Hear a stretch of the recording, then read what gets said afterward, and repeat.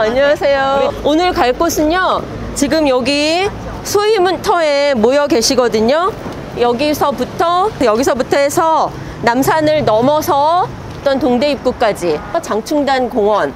그래서 오늘 총 걸을 거리는 5km 정도 걸을 건데, 네, 그러면 이동하시겠습니다.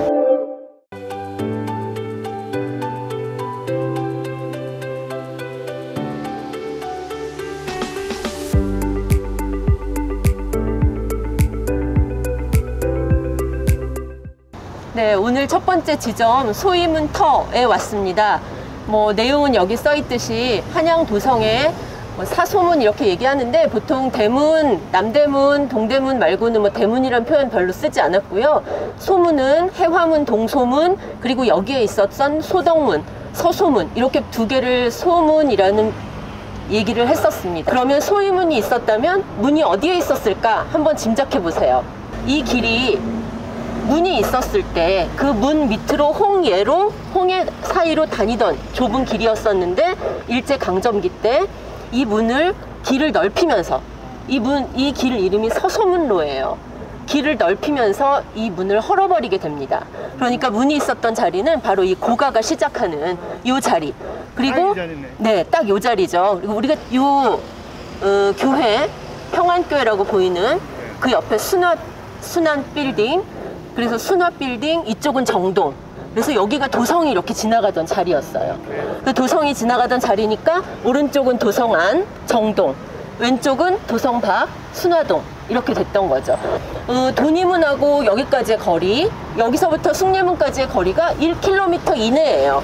1km 이내에 문이 3개가 다 있단 말이죠. 이거는 지형상으로 정남쪽에 이렇게 남산이 위치하고 있다 보니까 이 남산을 비껴서 서쪽으로 좀 치우쳐서 문 3개가 나 있습니다. 그래서 돈이문, 소이문, 그 다음에 숭례문, 이렇게 3개를 합해서 서쪽에 있는 3개의 문이다, 이렇게도 얘기를 했었어요. 자, 이 서쪽으로 나가는 작은 문이다 보니까 저쪽 우리 시작할 때 봤었던 광희문, 신당동 쪽으로 나가는 그 광희문과 더불어서 이쪽도 도성 안에서 사람이 죽으면 상여가 나가는, 장례 행렬이 나가는 그런 곳이기도 했어요. 그런가 하면 이 앞에 문 바깥으로는 이제 넓은 그 벌판이었어요. 이 넓은 벌판을 사형 집행장으로 쓰기도 했었습니다. 그래서 이 대대적인 사형 집행이 언제 이루어지느냐? 19세기 말에 우리 천주교 박해가 대대적으로 있었죠. 그래서 그 천주교 신자들이 이 문으로 끌려 나가서 이 문 밖에, 소이문 밖에 이 넓은 벌판에서 많이 처형을 당했었습니다. 그래서 이쪽으로 내려가셔서 저기 사거리가 있고, 그 사거리 지나자마자 서소문 역사문화공원이라고 만들어져 있는데, 거기 가면 순교자들을 기리는 탑이 만들어져 있고요. 그 순교자들의 처형 장소를 바라보는 곳. 그래서 저쪽에 가면 중림동이라고 있죠. 중림동 약현성당이라고 들어보셨죠? 그 약현성당이 바로 그 소이문 밖 처형장을 내려다 보이는 곳에 약현성당을 짓게 됩니다. 네, 그러면 이제 숭례문 쪽으로 가보실게요. 여기 보니까 도성이 멸실된 구간이다 보니 이렇게 다시 우리가 이제 반가워 보이는 표지가 보이시죠? 바닥에? 이 구간은 우리가 지금 멸실 구간을 걷고 있잖아요. 그런데 이제 2000년대 들어서 이 길을 정비하면서 바닥에 숨어 있었던 성돌을 찾아내서 그거를 완전히 복원하진 않았지만, 우리가 지금 가는 길 보이시죠? 가는 길에 담의 아랫부분을 이렇게 성벽을 우리가 기억할 수 있도록 그렇게 꾸며놨습니다. 남지역, 남쪽에 있는 연못입니다. 남지 앞에서 기로회라는 모임에서 잔치를 한 거죠. 연회를 한 거죠. 그래서 남지 기로회도라는 그림입니다. 그래서 이 그림에 보면 연못이 있고요. 이 연못 근처에서 요쯤에서 이렇게, 그리고 여기가 숭례문입니다. 그러니까 숭례문 쪽에서 본 모습인 거죠. 이 2층 누각이 숭례문의 지붕이고요. 그 앞에 남지가 있었습니다. 그래서 이제 이 남지는 이 숭례문에서 바라다 보이는 저 바깥에 있는 산이 관악산이 있습니다. 멀리 외사산으로. 그 관악산이 이렇게 마치 산봉우리가 불꽃처럼 화기가 있다. 그래서 그 화기를 막는다라는 풍수지리의 그 세상에 따라 만들기도 했고요. 어쨌든 이거는 일제강점기 때 메워졌고 이 근처에 도로가 생겨나면서 지금은 없어진 그런 상태입니다. 우리는 여기서 좀 더 내려가서 횡단보도를 건너서요, 숭례문 앞까지 그렇게 가시겠습니다. 지방에서 이 한양도성을 왔다 그러면 대부분 한양도성의 정문이 바로 이 숭례문이었습니다. 그만큼 이제 가장 높은 위상을 가졌던 문인데, 지방에서 오는 사람들 한강에서 내려서 이 길을 따라 걸어 들어와서 이 홍해, 이게 무지개 모양의 다리, 홍해 안을 통해서 길을 들어갑니다. 그럼 길을 들어가면 들어와 보세요. 지금은 여기 세종대로가 나 있지만 원래 조선시대의 원래 길은 이 숭례문에서 나가면 이 오른쪽의 길이에요. 이 오른쪽의 길이 약간 이렇게 굽어 있어서 저 길을 통해서 가면 어디하고 만나느냐면 종각 사거리에서 만납니다. 그래서 여기서부터 궁궐이 보이지 않게, 그래서 계속 가다가 종각 사거리에 가서 좌회전을 해서 갑자기 눈앞에 경복궁이 떡 나타나도록, 그런 걸 보고 이제 권위의 연출이라는 말을 쓰는데요. 그렇게 계산되어 만들어진 문이 이 숭례문이 되겠습니다. 이 숭례문이 이제 태조 때 처음 도성이 축조될 때 만들어졌고요. 숭례문이 대대적으로 새로 만들어진 건 1448년 세종 때였어요. 그렇게 해서 600년 넘게 자리를 지켜오던 문이 하루아침에 방화로 소실되었었죠. 2008년에 소실됐다가 2013년에 다시 이제 5년 동안 복구해서 이 자리에 서게 되었습니다. 이 자리에 다시 서면서, 밖으로 나가보실게요. 네, 2013년 복구를 하면서 그 이전에는 일제강점기 때 헐려버렸던 이 옆에 성벽, 이쪽 서쪽으로 13m, 이 동쪽으로 37m를 확장해서 그렇게 복구를 하게 되었습니다. 이 숭례문이 언제 처음 이렇게 회철되기 시작했느냐 보니까 일제강점기 때요, 1907년에 일제가 우리나라를 식민지로 삼기 위해서 우리나라 사람들을 회유하기 위해서 일본 황태자를 방문하게 합니다. 이토 히로부미가 일본 천황한테 가가지고 황태자, 천황의 아들이죠, 데리고 좀 한국에 가야 되겠다 그랬더니 펄쩍 뜁니다. 아니, 그 위험한 곳에 내 아들을 데려간단 말이냐, 그건 너무 위험하다, 거기서 지금 의병이 일어나고 난린데 언제 죽을지 모르는데 거길 어떻게 데려가냐 이랬거든요. 근데 이토 히로부미가 걱정 말라고, 내가 최고의 그 옆에 끼고 다닐 사람이 있다, 절대로 이 사람을 끼고 다니면 손을 못 댄다 했는데, 그게 누구였냐면요, 바로 대한제국의 황태자였던 영친왕이었습니다. 그 이제 요시히토 황태자가 오는데 이토 히로부미가 옆에 항상 영친왕을 끼고 다녀요. 영친왕은 본의 아니게 일본 황태자를 호위하는 꼴이 돼버린 거죠. 그래서 당시 1907년에 고종이 강제 퇴위당하고 이러면서 해산된 군인들이 의병에 가담하고 의병 전쟁이 전국적으로 확대되었음에도 불구하고 히로히토를 어떻게 하지 못했었습니다. 그런데 이렇게 이제 황태자가 여기 방문한다고 할 때 일본의 황태자가 여기를 굴욕적으로 들어갈 수 없다 해서 그때 황태자 방문을 기념하는 봉영문을 따로 설치하고요. 그 봉영문을 이렇게 숭례문 옆에다가 설치를 하는 거죠. 이거를 설치한다고 이 옆에 성벽을 허물어 버리는 거죠. 이 성벽 처리위원회라는 걸 만들어서 주도한 사람이 우리가 잘 아는 누구겠어요? 이완용입니다. 네, 이완용을 주도로 성벽 처리위원회가 만들어지면서 한양도성을 조직적으로 허물게 되고요. 이 한양도성을 허무는 것과 같은 맥락으로 각 지방의 읍성이 있죠. 그 읍성도 다 그때 회철이 되게 됩니다. 그래서 이제 그런 아픔이 있었던 곳이 바로 이곳인데, 박정희 정부 때 1.21 사태 이런 걸 겪으면서 뭔가 군사적인 방어시설을 복구해야 되겠다 라고 하면서 저 북악산, 인왕산 쪽도 막 정비를 하고 이 남산 쪽도 대대적인 정비를 할 때 숭례문도 복구를 했었어요. 그래서 숭례문이 복구가 됐다가 2008년에 불탔다가 지금 다시 우리 눈에 이렇게 보게 됩니다. 저 위에 현판을 보시면, 현판을 보시고요, 다른 현판과 뭐가 다른지 그걸 한번 말씀해 보세요. 네, 그쵸. 현판이 세로 현판이다. 저 불이 날 때 한 소방관이 올라가서 얼른 저 현판이라도 건지려고 현판을 떼어냅니다. 그런데 떼어내는데 혼자 힘으로 이걸 들 수가 없는 거예요. 저게 저래 보여도 세로가 3m가 넘어요. 무게가 150kg이래요. 그러니까 이제 떼다가 떨어뜨렸어요. 그래서 이제 깨진 거를 복구를 한 거죠. 그런데 이제 저것이 저렇게 가로로 쓰여 있지 않고 세로로 쓰인 이유가 아까도 말씀드렸듯이 관악산의 화기를 막는다, 그런 의미가 있다는 설, 또 하나는 예로서 나라를 세우겠다 라는 설, 이렇게 두 가지 설이 있습니다. 어느 게 진짜인지는 모르죠. 저 현판을 누가 썼냐, 의견이 분분해요. 그런데 후손을 잘 만나서 지금까지도 양녕대군이 썼다는 설이 가장 유력합니다. 문루의 모습인데요, 불탔던 흔적이, 저 위에 나무 부분은 90%가 불탔거든요. 그런데 여기 기둥 부분 보면은 그 불탄 기둥을 최대한 이용해 가지고 복구를 했습니다. 네, 지금 저희는 요 언덕 위로 올라갈 거거든요. 그런데 여기 아래쪽을 보세요.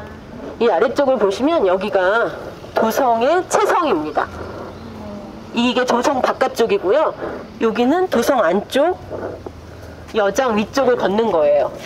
그래서 우리 이제 이 위로 가실 건데, 이 길이 지금 이렇게 우리가 올라가는 이 길이 이름이 소월길이라고 이름이 붙어 있어요. 소월길이라는 이름이 붙어 있는데, 이 길이 조성된 건 이렇게 별로 좋지 않은 가슴 아픈 역사와 관련이 되어 있습니다.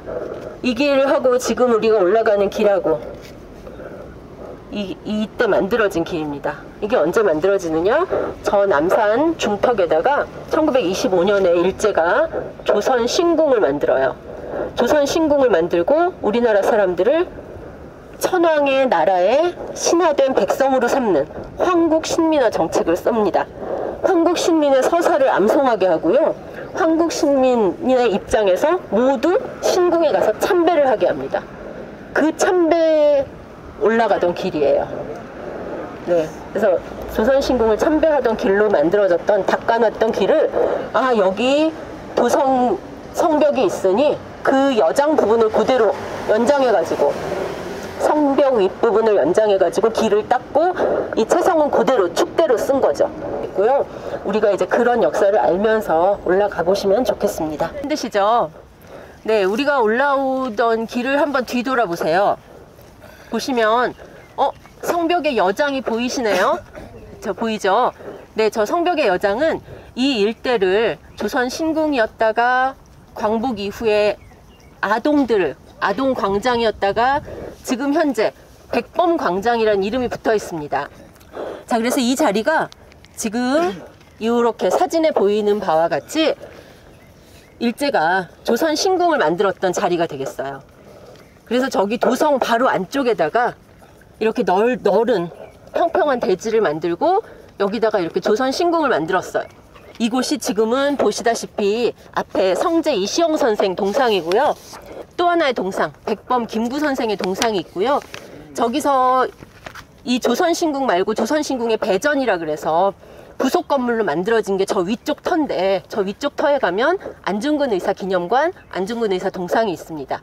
그래서 당시 식민 통치를 위해서 일제가 점령했던 이 지역에 지금은 항일 독립운동과 관련된 인사들로 이렇게 바뀌어 놓은 그런 상황입니다. 성제 이시영 선생은 들어보셨나요, 혹시? 부통령. 네, 초대 부통령이시죠. 저 이시영 선생과 더불어서 저 형제들이 다 유명합니다. 소위 말하는 삼한갑족이라 그래서 이렇게 백사 이항복 선생의 10대 손이에요.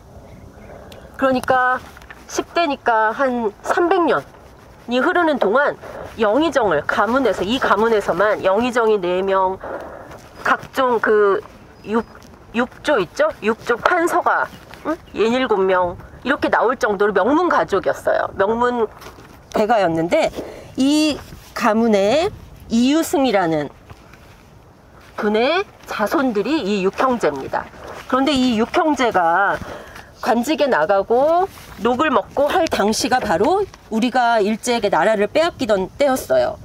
그러니까 이제 이 6형제 중에 4번째 아들인 이회영이 이렇게 나라를 빼앗긴 마당에 관리가 되는 것이 무슨 의미가 있느냐 하면서 좀 더 뜻있는 일을 하자 해가지고 재산을 전부 정리해서 그 전 재산을 들고 독립운동을 위해서 떠납니다. 6형제가 다 힘을 모았어요. 그런데 이제 그 중에 가장 재산이 많았던 사람이 둘째였던 이석영 선생인데, 이 이석영 선생은 6형제 중에 둘째였는데요. 이 자신들의 친아버지인 이유승하고 사촌 형님인 이유원이라는 분이 당시 영의정이었어요. 아버지는 예조판서고. 그런데 이제 이 이유원 가문에 아들이 끊긴 거예요. 그래서 이 이유원에게 양자로 가게 됩니다. 양자로 가면서 이 이석영 선생이 그 이유원 대감의 막대한 재산을 다 물려받아요. 그래서 지금 우리 남양주에 가면 거기가 이제 이 이유원 가문의 땅이었고 이석영 선생이 머물던 곳이어서 남양주에서 이석영 선생을 기념하는 리멤버 1910이라는 기념관을 만들었습니다. 그리고 이제 그렇게 기념하고 있는데, 이분들이 모두 재산을 정리해서요, 지금으로 따지면 4조? 이 정도의 돈에 이르는. 그런데 사실은 그거보다 더 많은 돈이었을 거예요. 그런데 금매 처리를 한 거죠. 갑자기 이제 땅, 집은 그냥 버리고 갈 수밖에 없었고, 땅을 이제 급하게 팔아서 정리해서 노비들, 따라올 사람은 따라오고 나머지는 다 풀어줍니다. 그래서 정리하는데 이제 한 60명의 가족이, 약한 곳이어서 일본인들이 잘 찾아낼 수도 없고 우리가 좀 넓은 땅을 가지고 농토를 개척하고 거기다 학교를 세우고 할 수 있는 곳으로 숨어드는 거죠. 그래서 이제 통화현이라는 곳에 가게 되고, 그곳에다가 여러분들이 많이 들어보신 신흥무관학교를 세우게 되는 겁니다.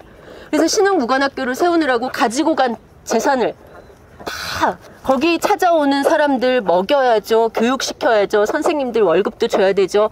그 많은 사람들이, 이석영 선생은 나중에 북경에서 콩비지로 연명하다 굶어 죽습니다. 지금 가장 최근에 올 봄에 개장했다고 되어 있는데, 거기 가도 이회영 기념관이 꾸며져 있고요. 남양주에 가도 이석영 기념관이 있고, 우리가 그렇게 곳곳을 찾아다니면서 좀 기억을 했으면 좋겠습니다. 여기 공원화 하면서 이쪽은 성벽을 그대로 또 저렇게 복원을 해 놓을 수가 없겠죠. 그래서 이렇게 성벽을 이렇게 펼쳐서 깔아놓은 것처럼, 이렇게 입체적인 거를 이렇게 펼쳐서 깔아놓은 거예요. 여기가 성박, 네, 여기는 성벽 위가 되겠죠. 네, 이렇게 그 의미를 갖고 보니까 이 길이 다른 게 보이시죠? 네, 여기는 이제 이 공간이 이제 작년에 개관을 한 곳인데, 도성이 지나간 자리, 이렇게 우리가 보다가 여기도 도성이 지나간 자리로도 그냥 꾸밀 수 있지만, 이 유구를 보니까 다행히도 아래 기저 부분이 많이 남아 있는 거예요. 그래서 이거를 그대로 야외 전시장으로 만들어서, 아, 도성 성도를 쌓을 때 이렇게 쌓았구나 라는 거를 눈에 보이게 해놓은 그런 학습장이 되겠습니다. 그래서 이렇게 가다 보시면 이런 구멍, 이 동그라미 쳐놓은 구멍은 뭘까? 네, 저기쯤 가보시면 해소가 되실 거예요. 보는 채성이 이렇게 겉에 보이는 돌을 이를 박아 넣듯이 박아 넣은 뒷부분은 저렇게 흙과 작은 돌로 메꿔서 거기다가 채성의 돌을 박아는 그런 형태로 만들었다는 걸 볼 수가 있습니다. 동그라미 부분이 바로 어떻게 쓰였는지 그림으로 해놨습니다. 그래서 여기다가 나무를 박고 돌을 들어 올릴 때 지지대 나무를 박았던 자리가 되겠습니다.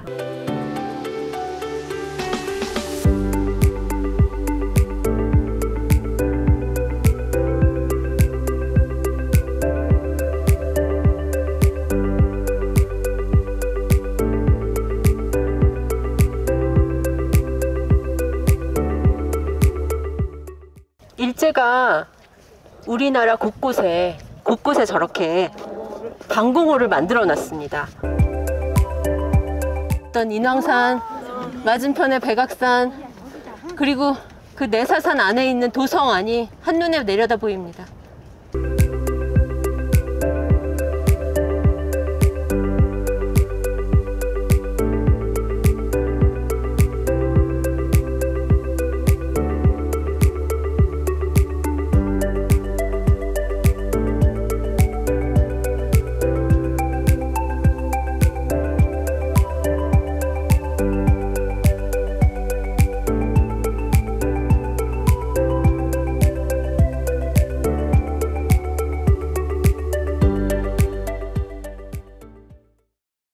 지금 우리가 앞에 보고 있는 곳에 저게 봉수대입니다. 석산 봉수대라고 하는데 저게 분명히 태조 때 도성을 만들면서 그리고 세종대에 전부 석성화하면서 봉수대를 만들었다고 하는데 이게 없어졌어요. 수원 화성에 가면 봉돈이 남아 있습니다. 그래서 그 수원 화성의 것을 바탕으로 해서 복원을 해놓은 그런 모습이 되겠어요. 이 봉수대에서 낮에는 전국 각지에서 오는 거를 여기서 받는 거예요. 그럼 받아서 평안도 해안지방, 평안도 가운데, 함경도 지방, 경상도에서 올라오는 거, 전라도에서 올라오는 거 이렇게 5개의 봉수로가 있었어요. 해안지방, 국경지대 이러니까 그곳에서 낮에는 낮에 연기를 피워야 되겠죠. 낮에는 연기를 피우고 밤에는 불을 피웁니다. 그래서 이제 평안하냐 그러면 1개, 저기 국경 좀 멀리 보인다 2개, 넘어왔다 3개, 적하고 접전이 이루어졌다 위급하다 이러면 5개 이렇게 피우면 산 봉우리마다 지방에서부터 릴레이식으로 여기까지 전달을 하는 거예요. 그러면 여기서 받아서 여기서 피우면 어디서 보일까요? 도성 안에 있는 궁궐에서 보이는 거예요. 저요 임금님이 계시는 그 인정전에서 뒤를 돌아서 딱 보시면 봉수대가 보이는 거죠. 그렇게 해서 국가의 위태로움을 바로바로 알 수 있었는데 임진왜란이 일어났을 때 3일이 지나도록 궁궐에서 몰랐어요. 왜 그랬을까요? 네, 이미 부산에 도착한 왜군들이 이 봉수대의 군사들부터 제거해버린 거예요. 그러니까 이제 봉수가 피어오르지 않았던 거죠. 파발마 소식이 올 때까지 궁궐에서 임진왜란이 일어났다는 걸 몰랐다는 거. 그런 일이 있었습니다. 자, 지금 여기가 여러분들이 앉아 계신 곳은 우리가 팔각정이라고 이름을 붙이잖아요. 이 팔각정이 인사동에 가면 탑골공원이라고 있죠. 거기가 탑골, 옛날에 절이 있었던 동네다 그래서 탑골이에요. 그래서 그 탑골공원에 가면 이 팔각정을 만들고 그 팔각정이 그 3.1운동에 대한독립선언서를 낭독했던 그런 역사적인 장소였는데 그 탑골공원의 팔각정을 그대로 본따서 만든 곳이 이 팔각정입니다. 원래 조선시대에는 국사당이 있었던 자리예요. 그래서 이제 조선이 유교를 바탕으로 세워진 국가지만 나라의 안위를 위해서 백악산에는 백악대왕이 있다고, 목멱산에는 목멱대왕이 있다고 믿었고, 그런 그 산의 신에게 제사를 지내는, 국가적인 제사를 지내는 사당을 만들었어요. 그것이 여기에 국사당이었는데 일제가 우리나라를 식민지로 만들면서 국사당을 헐어버립니다. 뒤에 보시면 이제 남산 타워, 지금은 이제 서울 N 타워라고 이름을 붙이고 2005년부터 대대적인 리모델링을 해가지고 지금도 이제 복합 문화시설로 만들어 놨는데 1969년에 그 방송 수신탑으로 만든 거예요. 이쪽으로 내려갔다가 다시 이제 성벽이 만나는 구간을 보게 될 겁니다. 한양도성이 있을 때는 이 남산이 도성의 남쪽 끝이었다 그랬는데 지금 현재 서울에서는 이 남산이 서울의 중심이다. 그 서울의 중심점을 표시한 그런 지표가 되겠습니다. 그래서 여기 보면은 남쪽으로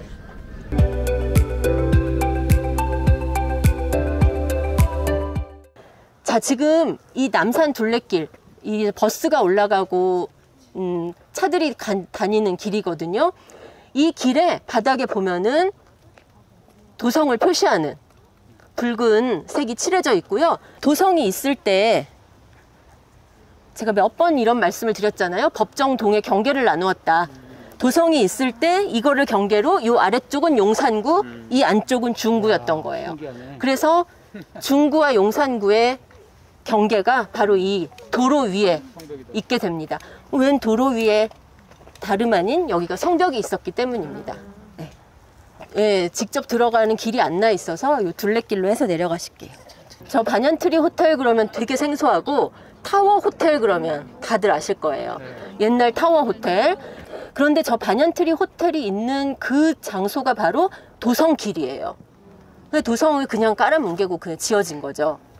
그래서 저 뒤쪽으로 해서 우리가 저기 초록색 골프장 보이시죠? 네. 네, 그 골프장 쪽이 이렇게 도성이 내려가는 길이거든요. 저 골프장을 끼고 왼쪽으로 돌아서 신라호텔 있는 데까지, 신라호텔 왼쪽 옆으로 둥근 지붕 보이시죠? 거기가 장충체육관, 거기까지 내려갈 겁니다. 그래서 이제 도성이 보이는 곳은 보이는 곳대로, 없는 곳은 없는 곳대로 흔적을 찾아서 그렇게 내려가시겠습니다. 그래서 여기서부터 600개가 넘는 나무 계단을 내려가셔야 되거든요.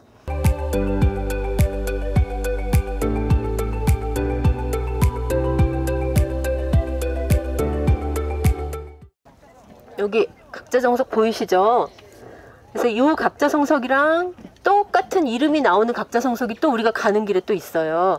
그래서 여기 보면은 내용이 여기 써 있거든요.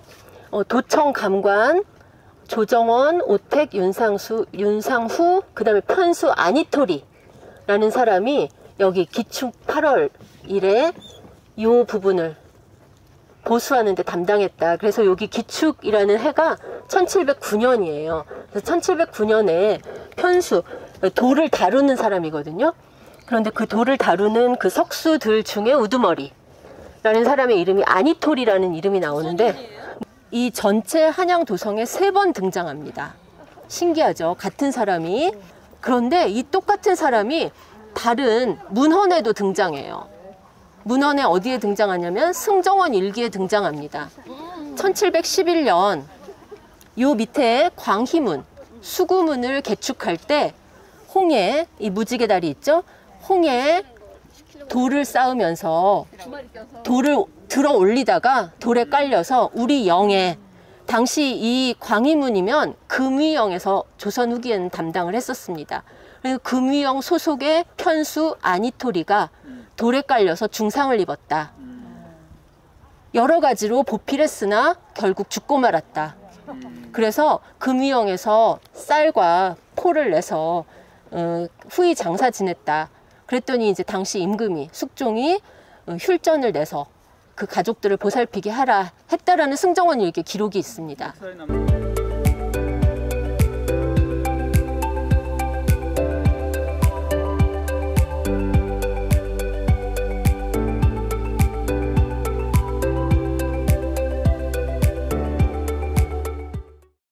네, 여기는 우리나라에서 이제 처음으로 만들어진, 세종문화회관 전에 만들어진 국립예술극장이죠.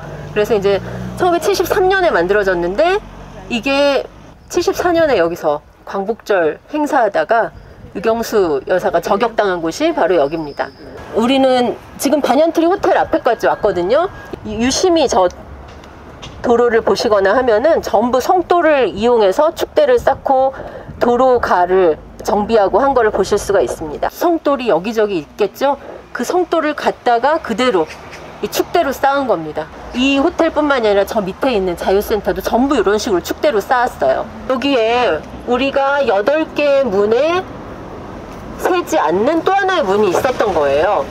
그래서 세조 때 만들어졌다가 예종 때니까 바로 그 다음이거든요. 다음 왕이거든요. 그러니까 사용이 얼마 되지 않은 상태에서, 아, 여기 도성이 이렇게 막혀 있으니까 동쪽 광희문으로 나가거나 서쪽 숭례문까지 가가지고 한강으로 나가기가 너무 멀다 해서 필요에 의해서 만들어졌는데, 여기를 뚫어놓으니 한양도성에 뭐가 새어나가는 것 같이 풍수지리상 좋지 않다 해가지고 폐쇄가 돼요.